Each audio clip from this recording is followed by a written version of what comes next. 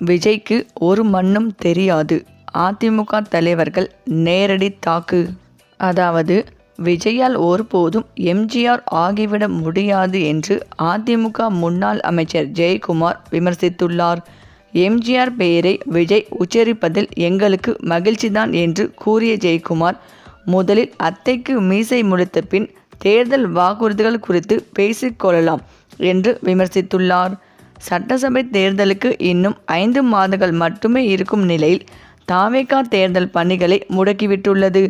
அதன் ஒரு பகுதியாக காஞ்சிபுரம் மாவட்டம் சுங்குவார் சத்திரத்தில் உள்ள தனியார் கல்லூரியில் தாவேகா தலைவர் விஜய் மக்களை சந்தித்தார். இதில் விஜய் பேசுகையில், நாம் ஆட்சிக்கு வந்தால் என்ன செய்வோம் என்பதை பற்றி கொஞ்சம் சொல்ல விரும்புகிறேன். வந்தால் என்ன, கட்டாயம் ஆட்சிக்கு வருவோம்.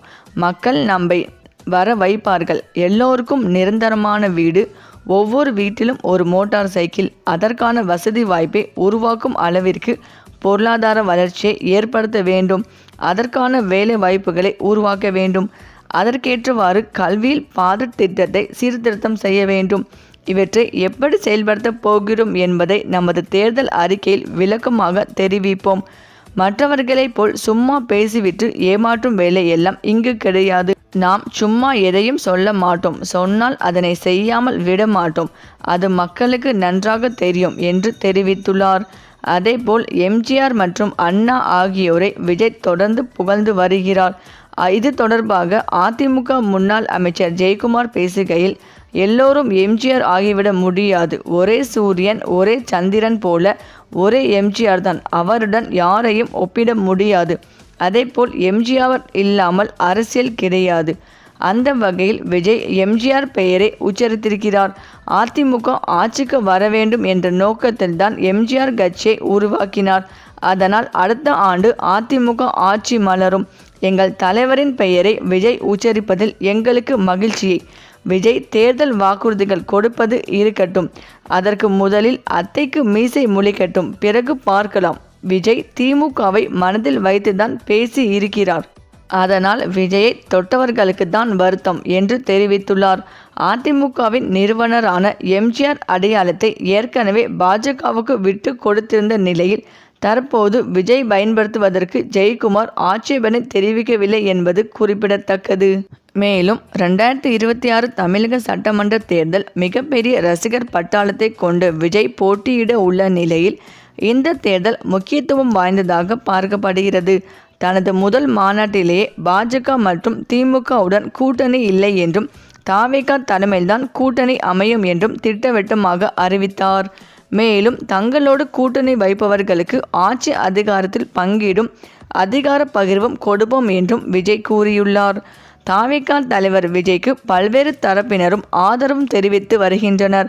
இந்த நிலையில் அதிமுக முன்னாள் எம்பி கேசி பழனிசாமி தாவேகாவில் இணைய உள்ளதாக தகவல் வெளியாகியுள்ளது. 2018ஆம் வருடத்தில் அதிமுகவில் இருந்து நீக்கப்பட்ட இவர் எடப்பாடி பழனிசாமியை தொடர்ச்சியாக விமர்சித்து வருகிறார்.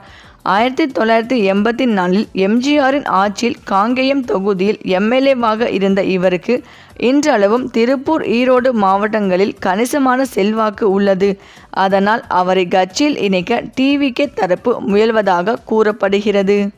அதிமுக பாஜக கூட்டணி படுதோல்வி அடை செய்ய வேண்டுமானால் அதிமுகவில் எடப்பாடியால் பாதிக்கப்பட்டவர்களும் அதிருப்தியில் இருப்பவர்களும் விஜயோடு அணி சேர வேண்டும் என்று எடப்பாடியால் பதவி பறிக்கப்பட்ட அண்ணாமலை, எடப்பாடி மீது அதிருப்தியில் இருக்கும் தேமுதிக ஆகியோரும் ஓரணையில் திரள வேண்டும் எனவும் அதிமுக முன்னாள் எம்பி கேசி பழனிசாமி கூறியது குறிப்பிடத்தக்கது.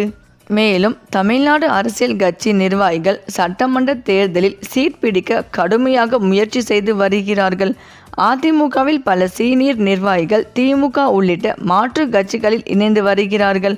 அந்த வகையில் கொங்கு மண்டல அதிமுக முன்னாள் அமைச்சர் செங்கோட்டையன் இன்று தாவேகாவில் இணைய உள்ளதாக தகவல் வெளியாகியுள்ளது. அதற்கு முன்னதாக அவர் விஜயை சந்தித்து உரையாட உள்ளதாக கூறப்படுகிறது. மேலும் தமிழ்நாடு அரசியல் களம் 2026 சட்டமன்ற தேர்தலுக்கு தயாராகி வருகிறது. அடுத்த 3 மாதங்களில் எப்போது வேண்டுமானாலும் தேர்தல் பற்றிய அறிவிப்பு வெளியாக வாய்ப்புள்ளதாக கூறப்படுகிறது. இப்போதிலிருந்தே அரசியல் களம் சூடுபிடிக்க தொடங்கிவிட்டது. தமிழ்நாடு சட்டமன்ற தேர்தல் தற்போதைய நிலையில் 4 முனை போட்டியாக இருக்கும் என்று எதிர்பார்க்கப்படுகிறது.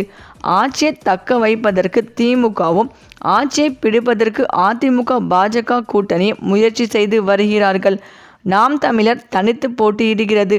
நடிகர் விஜயின் தாவேகாவும் தங்கள் தலைமையில் ஒரு கூட்டணியை உருவாக்கி திட்டமிட்டுள்ளது.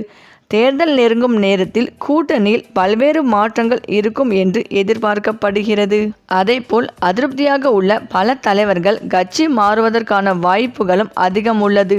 ஏற்கனவே அதிமுகவில் அதிருப்தியில் இருந்த அன்வர் ராஜா, மைத்ரேயன், மனோஜ் பாண்டியன், மருது அழுகராஜ் உள்ளிட்ட நிர்வாகிகள் திமுகவில் இணைந்துவிட்டனர். அதிமுகவில் மேலும் சில முன்னாள் அமைச்சர்கள் குறிவைத்து திமுக இயங்கி வருகிறது. எடப்பாடி பழனிசாமியுடன் மோதல் ஏற்பட்டு கட்சியில் இருந்து விலக்கி வைக்கப்பட்டுள்ள முன்னாள் முதல்வர் ஓ பன்னீர்செல்வம் வருகிற டிசம்பர் 15ஆம் தேதி முக்கிய அறிவிப்பை வெளியிட உள்ளதாக கூறியுள்ளார். அந்த வரிசையில் அதிமுக கொங்கு மண்டலத்தின் முக்கிய தலைவராக இருந்து சமீபத்தில் கட்சியில் இருந்து நீக்கப்பட்ட முன்னாள் அமைச்சர் செங்கோட்டையன் இந்த முடிவு பெரிய தாக்கத்தை ஏற்படுத்தும் என்கின்றனர். செங்கோட்டையன் ஏற்கனவே பாஜகவுடன் தொடர்பில் இருந்த நிலையில் அதிமுகவில் இருந்து நீக்கப்பட்ட பிறகு அவருக்கு அங்கு சரியான பதில் வரவில்லை. அதனால் அவர் தாவேகா பக்கம் டாப் கியர் போட்டு நகர்ந்து கொண்டிருப்பதாக தகவல் வெளியாகியுள்ளது. விரைவில் விஜயை சந்தித்து பேசும் செங்கோட்டையன் தாவேகாவில் இணைந்து சட்டமன்ற தேர்தல் பணியாற்றுவார் என்றும் எதிர்பார்க்கப்படுகிறது. இது குறித்து செங்கோட்டையனுக்கு நெருக்கமானவர்கள் கூறுகையில், எடப்பாடி பழனிசாமி வருகிற நவம்பர் 30ஆம் தேதி கோபிசெட்டிப்பாளையம் பகுதியில் பொதுக்கூட்டம் நடத்த திட்டமிட்டுள்ளார். அதற்கு முன்னதாக எடப்பாடிக்கு செக் வைக்க செங்கோட்டையன் ஆலோசனை நடத்தி வருகிறார். அவருடன் ஏற்கனவே சில கட்சிகள் பேச்சுவார்த்தை நடத்தி வருகின்றனர். இந்த நிலையில் செங்கோட்டையன் தாவேகாவில் இணைவது கிட்டத்தட்ட உறுதியாகிவிட்டது. ஏற்கனவே தாவேகா தேர்தல் மேலாண்மை பொதுச் செயலாளர் ஆதவ் அர்ஜுனா, தேர்தல் வியூக வகுப்பாளர் ஜான் ஆரோக்கியசாமி சந்தித்து பேசியுள்ளனர். இந்த சந்திப்பு மிகவும் ஆரோக்கியமாக முடிந்துள்ளது. இது தொடர்பாக விஜயுடன் ஆதவ் அர்ஜுனா ஆலோசனை நடத்தியுள்ளார். செங்கோட்டையனின் நெருங்கிய உறவினர் ஒருவர் விஜயை சந்தித்து பேசியுள்ளார். விரைவில் செங்கோட்டையன் விஜய் சந்திப்பு நடைபெற உள்ளது. அதன் பிறகு நவம்பர் 27ஆம் தேதி செங்கோட்டையன் தாவேகாவில் இணையும் நிகழ்வு நடைபெற உள்ளது. தமிழ்நாட்டின் மிக மூத்த அரசியல் தலைவர் என்பதால் அவருக்கு தாவேகாவில் முக்கிய பதவி ஒன்றும் வழங்கப்பட உள்ளது என்கின்றனர் அரசியல் வல்லுநர்கள். இன்று செங்கோட்டையன் தாவேகாவில் இணைவது மிகப்பெரிய பரபரப்பாக பார்க்கப்படுகிறது. சரி, இந்த வீடியோ பற்றிய உங்கள் கருத்துக்களை கமெண்ட்ல சொல்லுங்க. மேலும் இந்த வீடியோ உங்களுக்கு பிடித்திருந்தால் லைக் பண்ணுங்க, ஷேர் பண்ணுங்க, மறக்காம நம்ம சேனலை சப்ஸ்கிரைப் பண்ணிக்கோங்க. தேங்க்ஸ் ஃபார் வாட்சிங்.